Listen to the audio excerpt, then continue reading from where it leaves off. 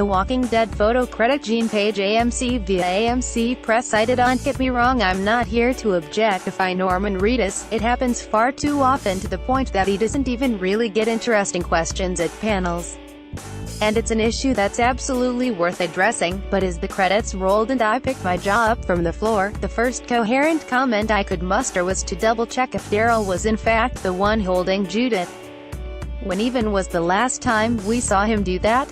The only thing that comes to mind was the scene in Season 3 after he and Maggie Lauren Cohan returned from the Formula Run. And it's fairly obvious that that scene was pure fangirl service.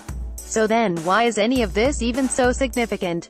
Surely, it's not because Daryl will now assume all babysitting duties because the requirement to be a Judith caretaker is ridiculously long hair. In fact, it probably shouldn't be noteworthy at all. It was just a Loki moment that could easily be overlooked, but it shouldn't.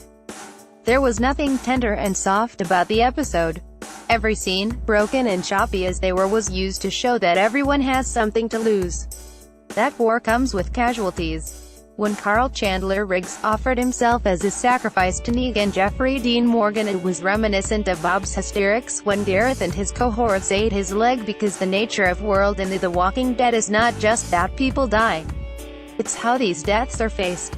We've seen that over and over and over again in too many scenes to recount. Carl has been facing his for at least a few episodes now, based on when he probably got bit.